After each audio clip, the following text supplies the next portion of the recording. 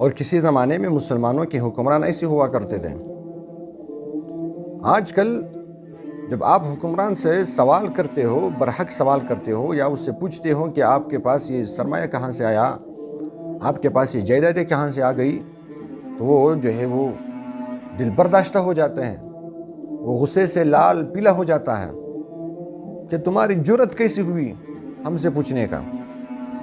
اسی صاحب سے پوچھو، ڈی سی صاحب سے پوچھو، کسی بڑے صاحب سے پوچھو، وہ جو ہمارے اور آپ کے جو ہے وہ ماشاءاللہ فرشتہ مخلوق ہے، ادارہ فرشتہ، اس کے کسی فرد سے آپ پوچھو تو وہ غصے سے لال پیلا ہو جاتا ہے کہ آپ کو یہ جرت کیسی ہوئی پوچھنے کا۔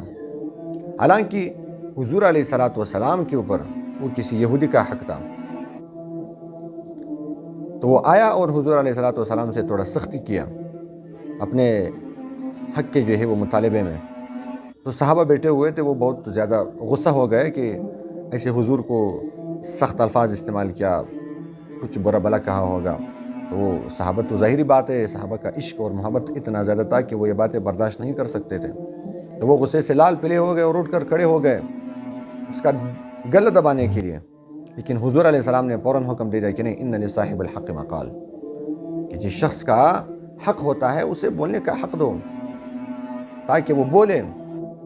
تو اسلام کے اندر بولنے کی اتنی اجازت ہے۔ آپ کسی لیڈر جو اسلام کا سب سے بڑا، سب سے اعلیٰ ترین لیڈر ہے، اپنے حق کے لیے جو ہے وہ آپ اس کے ساتھ سختی سے مطالبہ کر سکتے ہو۔ وہ آپ کو یہ اجازت دیتا ہے کہ آپ جو کچھ بولنا چاہے آپ بول سکتے ہو، کیونکہ آپ کا حق ہے میرے اوپر۔ لیکن آج لیڈر تو چھوڑو، ہم کسی ای سی صاحب سے نہیں پوچھ سکتے ہیں، ہم کسی ڈی سی صاحب سے نہیں پوچھ سکتے کہ ڈی سی صاحب آپ ہمارے تنخواہ لیتے ہو، آپ ہمارے مزدور ہو۔ سرکاری ملازم کا یہی مطلب ہے، مزدور۔ جتنے بھی سرکاری ملازمین ہیں وہ ہمارے مزدور ہیں، عوام کے مزدور ہیں، پبلک کے مزدور ہیں۔ وہ ہمارے پیسوں سے یہاں پہ آتے ہیں دفتر میں اور اپنا کام کرتے ہیں۔ یہ ہمارے اور آپ کے جو ہے وہ مزدور ہے۔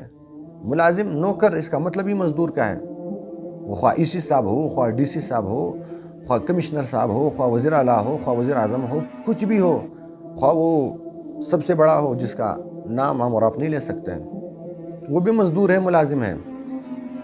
اس سے جو ہے وہ ہر عام و خاص وہ پوچھنے کا حق رکھتا ہے کہ آپ ہمارے پیسوں سے کھاتے پیتے ہو، ماشاءاللہ اپنے بچوں کو آپ نے اتنا کھلایا پلایا کہ جو مالک ہے ان کے بچے کمزور ہے، وہ بھوک سے مر رہے، لیکن جو ملازمین ہیں ان کے بچے ماشاءاللہ وہ کبھی ناران کاغان کے سیر کرتے ہیں، کبھی جو ہے وہ گلگت بلتستان کے سیر کرتے ہیں، کبھی کشمیر کے وادیوں کا سیر کرتے ہیں۔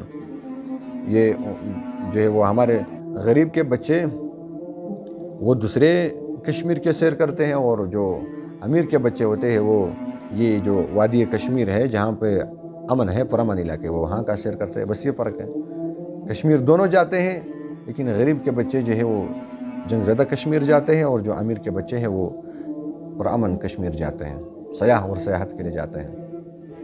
تو ان سے پوچھنے کا حق رکھتے ہیں، ہر کوئی شخص حق رکھتا ہے۔